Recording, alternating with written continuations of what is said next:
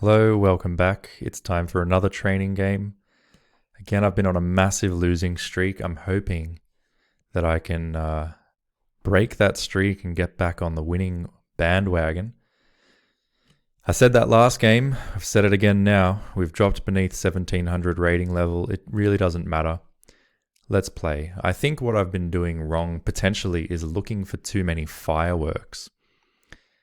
And maybe that's because I've been doing all this tactics training and I'm kind of expecting that in each position there's going to be some kind of tactic that I can play. And, perhaps that's just not the case. Perhaps that's just simply not the case. Perhaps what I need to do is be able to build structures that are a lot more sturdy, that stand the test of time, and just await my opportunities. And hopefully my tactical vision will be there when I need it. But until that point in time, we just have to play with patience, essentially. So here we have a Petrov's defense. And looks like there's something called the Stafford Gambit. I've been given a pawn. I'll probably have to give it back at some point. But this is where we are for now. I think what I want to do is castle. I think that's what I want to do. I might be wrong. Maybe he's got some sort of tactics here, but given that I've got this nice construction guarding that, I'm relatively pleased. Here he is threatening mate, but if I castle, my rook will defend against the mate threat. And again, he can win this pawn back, but I don't care. So I think I can play this. If I get mated here, well, then I'm probably going to take a break from chess because I think that's where we'll be at. Maybe I'll keep training on my own and my tactics, but sometimes you just need a little reset. Now, as it stands, he has this very active position. He's just won the pawn back, which I don't mind at all. I think I can just take this knight, and when he takes back, I can probably, he's in some danger there. Some danger. So I'm going to take. And if I do this, is that not dangerous for him? Well, it is dangerous, but he can just castle away from the danger. Whereas if I do something like this, he has to move the queen. And after he moves the queen, then I can give this check. So let's do that. Seems very solid. Very solid. I can do this at least. In terms of tactics and methodical thinking, I could also consider doing it with my queen. So we can consider those things. Now, after we give the check, he's likely to block it with this bishop. That's practically certain he'll do that. So if he does do that, could I sacrifice my rook? He takes back. I give this check. He comes here. Probably not. Probably can't do that. Nevertheless, doing this and having him come like that might not be too bad because I can still follow up there with c3, hitting this queen again. The problem is if c3 there, he plays queen takes f2 check. I can move out the way, but I might be better off starting with c3 straight away because c3 straight away moves the queen before it has a chance to take this pawn with check. And after the queen moves, I'm definitely going to still be able to play this rook move. So let's go c3. By process of elimination, d4 will also be on the way if we want it to be. And this position looks pretty nice. So we can give the check now. If we want, we can give the check. He's likely to block in one way, shape, or form. He could block like this. So maybe I should play d4 so that I get a pawn into the center with a tempo against the bishop. And just see where the bishop wants to go. Let's do that. It's always good to occupy the center, and he's allowing me to get this rook e1 move if I want it. He's allowing it, at which point he's probably going to play this. But then I can play this, attacking that bishop, and if he takes, well, then I can take with my bishop, and I will be attacking, a few things. I could even take with my queen there. So I think we can pretty much do this without much thought. Now my computer's almost out of battery, so out of memory, so hopefully we have enough space to record this full video. But d5 hits the bishop. Bishop can't move, so he's going to have to take. Then I can take with my queen. He can't take because he's pinned. If he castles this way, then I would have queen takes b7 check, and that's going to be good for me. If he castles the other way, again I can take here, and I would say that's probably good for me. So I think we're going to do this. We could also take like this, however. It might be worth considering. Then though, if he can castle, so no, I'm going to do this. I'm going to take with my queen, putting pressure on this, and I did also calculate that if he plays c6 to attack my queen, then he loses this bishop. So he castles this way. Now my main idea was to take this pawn over here, but it's not the only move. I could also again consider taking this, but it's not clear that that's best. Other possibilities would include moves like queen g5, attacking this queen. If we get a trade though, I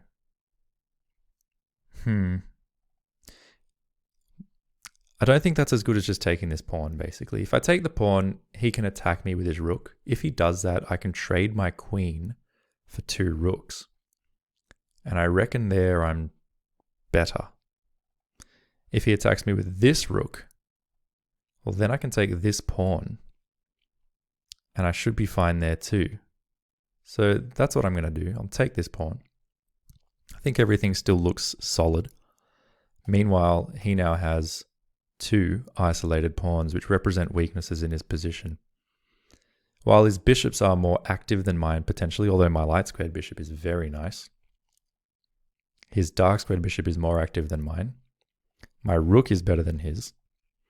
I think this position is a good one so far. I don't know how I got into this position, why I've gotten into a good position here when I couldn't get into good positions in the previous few games. Maybe this is the turning of the tide, with the realization that it's not all about tactics. Even though you practice tactics a lot, it's about the game itself, and the game itself is not always, every move is not always a check or a capture or a threat. Sometimes it's just a slow positional grind, and you have to build yourself up in a way that is strong, and that's only then will you have tactics flowing. Maybe that's kind of the lesson I can take from these last few games. Now here, he's going again for a check. It's not going to be a mate though, because I can just move to the side. And any further checks, I can just move again, and my rook will be attacking the queen. So that said, he is attacking this pawn. Do I care? That's a question. And even if I do care, do I want to do something about it? Because I could, if I wanted to, maybe just take this rook. And then after check, I come here, as mentioned. After a further check, I come here. If there is a check that appears over here, I can, once again, just move my king.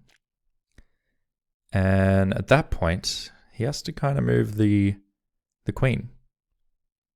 Maybe he could play queen takes rook, I take queen, but no, if he then takes here, I take here, I'm winning there. So I kind of think I can just take this rook off the board, and after he takes, I take again. But this does now require some actual, if we're going to play this way, we don't have to, but if we're going to play this way, we need to calculate. Takes, he takes back, we take here. He goes check, we come here. And then let's say he does this.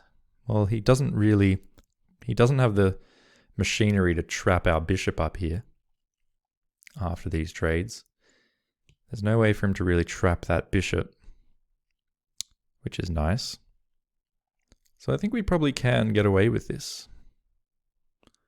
But we don't have to. This is what I'm trying to say. We could just play g3. If we play g3, we're hitting the queen. If he sacrifices the bishop, well, he's given up way too much material there. You know, these two pieces, they still defend each other. So even if I play g3, loosening this bishop, you know, I still have a very solid position. And I still have the idea of going take, take, take, and then even retreating my bishop back through that hole. So g3 could just be a nice move. And where does he go with the queen? I'm going to play g3. I'm going to play g3. And then I can come back here without having to worry about this whole calculation of takes, takes, and running my king away, even though I think that probably was fine as well. This way, I think we still get to play, you know, this idea of trading the queen for two rooks, but in a more favorable circumstance. So I think now we take. He's going to have to take back. And when we take back again, he has no way to trap this bishop. No way to trap the bishop. Now, if I want to, I can just do something solid like this. But no, I'm going to take. Take twice. Taking two rooks for a queen is a little bit bold, but also a rook is worth 5 points, you know, just in sheer material terms. So you get two of them, you've got 10 points, and a queen is worth 9. So I've traded something worth 9 for something worth 10. That's got to be pretty good, especially since I was already up 1 pawn. Now I'm up essentially 2 points of material. I'm up 2 points of my material, and my opponent has 2 isolated pawns to have to deal with. He can't trap my bishop, which is a key in this position. My bishop can come back, and I just say, excuse me, but how are you planning to do any damage to me at all when my position is as solid as it is? This bishop can scarcely move. Well, funny, just as I say that, it moves. Because there was not a back rank checkmate issue, because he could always drop the other bishop back, but just the back rank in general is something that he has to think about. Now he is threatening to possibly trap my bishop, so I'm actually just going to bring this bishop back home. I think to g2, although that might be better for my king. Maybe even to be more active, maybe I just play this move, bishop e4. Very solidly defended by the rook. But yeah, bishop g2 is certainly not out of the equation either. Nor, for that matter, is, you know, other moves, because even if he plays c6, trying to trap my bishop, he hasn't trapped it yet. He'd have to then attack the bishop, and the only way he can attack the bishop is with the queen. So he'd have to come here, and at that point I can come here. And if he then tries to attack me, like from here, well, then I can come here. And I'm still just slipping away there. I'm slipping away with my bishop. My bishop's not really getting trapped yet, even if he plays c6. So therefore, I don't really need to play c6 just yet. All right, so with those things said, what do I want to do? Maybe rook b1 to shore up this pawn so that when I move this bishop, this pawn doesn't end up getting captured later down the line. But even if he ends up, you know, in those kinds of positions, if he does this, let's say this, he tries to trap me. Well, even there, I don't care. I just come here, right? This, yeah, you know what? I think I can just move my bishop into the game, solidify the f2 pawn, think about maybe putting the bishop here in future if I want to, you know, create some threats. Also, I'm looking at this pawn. So it's a nice multi-purpose move. It also does this. So now, As predicted, he's trying to trap my bishop, but what I can do